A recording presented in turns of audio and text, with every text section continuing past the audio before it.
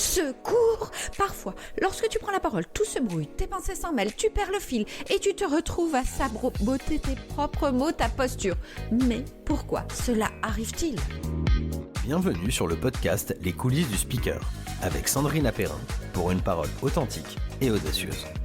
Prendre la parole en public n'a jamais été aussi important qu'aujourd'hui. Et pourtant, tu te sens mal à l'aise. Tu stresses avant une présentation ou un rendez-vous. Tu observes parfois des signes de baisse d'attention de tes interlocuteurs ou tout simplement tu souhaites te perfectionner dans un domaine que tu maîtrises déjà. Ce podcast est fait pour te donner les astuces qui feront vibrer ton message afin d'impacter le monde et donner de la confiance à tes clients. Rien que par ta présence et tes mots. Tu y trouveras les clés pour garder ta belle authenticité, développer ton enthousiasme et enfin réussir à délivrer ton message. Si tu es prêt à passer à l'action, rejoins cette belle communauté. Bonjour, l'épisode Comment faire plaisir peut embrouiller ton leadership répond à tes attentes en commençant par un exemple concret pour t'immerger dans cette dynamique. Car beaucoup d'entre nous expérimentent ce phénomène sans en comprendre les tenants et les aboutissants. Tu vas explorer les multiples répercussions négatives sur ta prise de parole afin d'apprendre à les déchiffrer. Bon, c'est l'histoire de ma vie, mais pas que bien sûr. C'est en découvrant la ProcessCom que j'ai eu d'énormes déclics. Et d'ailleurs, j'en fais profiter mes clients.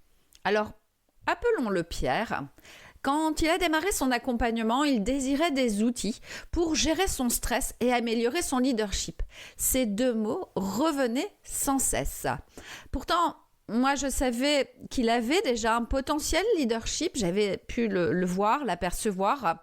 Mais alors, le stress, ce mot, mais comment tu vas faire pour m'accompagner sur le stress? Ça revenait très, très régulièrement.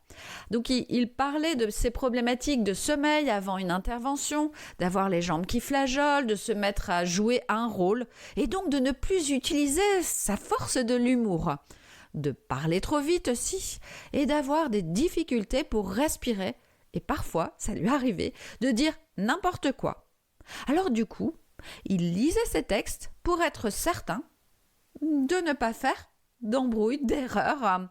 Alors c'est en observant son faux mode de fonctionnement que j'ai pu comprendre son schéma. En fait, Pierre cherchait à faire plaisir à tout prix, au risque de se perdre. Il cherchait aussi l'approbation des autres. Tu sais, quand on te dit « Waouh, super, c'est bien ce que tu fais !» Et un geste où les gens ne venaient soit pas dire au revoir, pas dire bonjour, ne venaient pas lui dire bah, c'était super, ça le perdait. Et surtout, il avait des difficultés à dire non. Il voulait tellement que les autres l'aiment que il partait dans ses déconvenues. Et il s'oubliait donc. Il acceptait toutes les conditions de travail sans vraiment mettre ses propres limites. C'était tellement important que l'autre soit bien, se sente bien en fait. Devenait donc perfectionniste, d'où l'écriture, la lecture, et vivait une grande forme de culpabilité quand il n'y arrivait pas. Et ça impactait complètement son discours. En lui posant les bonnes questions, j'ai compris qu'il avait ce fameux driver d'empathie. D'ailleurs, il en avait très conscience.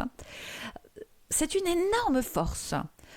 Je parlerai d'ailleurs de ses avantages en prise de parole en public lors du prochain podcast parce que j'ai tellement de choses à dire déjà sur celui-ci. Alors d'abord, c'est quoi l'empathie? C'est la capacité de comprendre et de ressentir les émotions, les pensées et les expériences d'autrui d'une manière profonde et intuitive. Cela implique d'être capable de se mettre à la place de quelqu'un d'autre, de percevoir son point de vue et de ressentir ce qu'il ressent sans prendre sa place. C'est super important. Cette empathie joue un rôle crucial dans les relations humaines, la communication et la création de liens significatifs avec les autres. Donc c'est une énorme force. Mais si tu commences à stresser, ce driver va crier « Alerte, alerte, il y a danger !» Et là, ça y est, tu vas tout faire de travers. Voici les défis à dépasser. Et d'ailleurs, comme tu captes tout, c'est important d'aller comprendre vraiment ce qui se passe. Au moment où tu commences à stresser, souvent, c'est parce qu'il y a une surcharge émotionnelle. Tu absorbes tellement les émotions des autres que tu peux avoir un sentiment d'épuisement. Surtout lorsque les émotions des autres sont intenses, voire désagréables. Du coup, tu vas t'attarder sur des personnes qui ont des signaux dans la salle ou face à toi et te dire « Oh, mon Dieu, ce que je dis, c'est pas intéressant. » Mais tu vas oublier de regarder les autres puisque tu vas être attiré et happé par ces émotions qui sont très fortes, très puissantes. Dans le côté désagréable, alors on peut parler de négatif, mais je préfère dire désagréable. Et alors là, du coup, c'est les signaux, non, mais je suis pas à ma place, c'est pas bon, et hop, ça y est. Tu vas baisser ta concentration. Du coup, perdre le fil de ce que tu voulais dire. Avoir un manque de clarté, du coup, parce que tes émotions vont devenir de plus en plus envahissantes et perdre ton objectif. Les mots vont s'embrouiller parce que tu vas perdre ton ancrage, ta présence, ton leadership.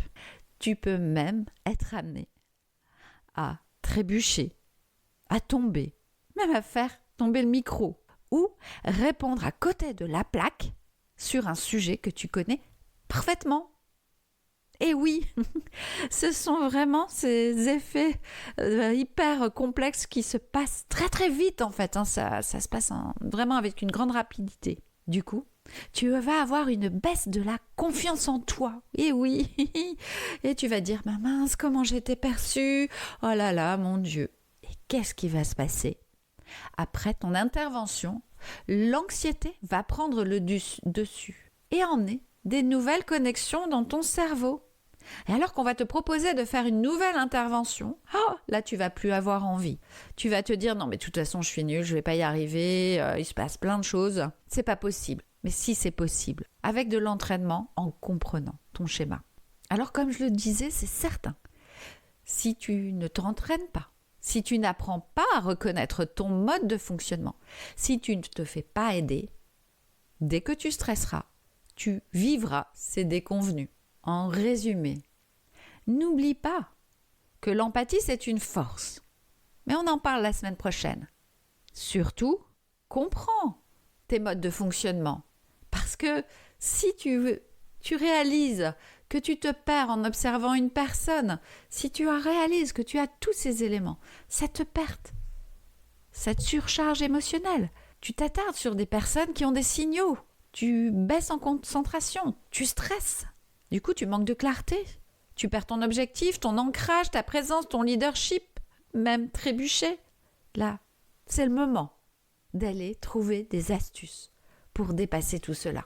Allez, rejoins le podcast de la semaine prochaine où je te parle des avantages de l'empathie et te donne une solution pour gérer ce stress. Au fait, pour le mois de mars, j'ouvre une place d'accompagnement individuel en prise de parole en public. Car mon grand rêve, que tu sois épanoui, que tu puisses exprimer ton authenticité et affirmer haut et fort ton message. Si cela t'intéresse, prends un rendez-vous de 20 minutes avec moi. Les liens sont dans ma bio ou sur mes réseaux sociaux.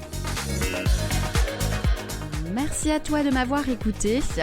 Alors si tu as envie de continuer à me suivre, n'hésite pas à t'inscrire à ma newsletter, à t'inscrire à mon podcast, à le diffuser autour de toi parce que ça va certainement aider des personnes. Et puis, si tu as envie de mettre un commentaire, n'hésite pas à même me poser une question.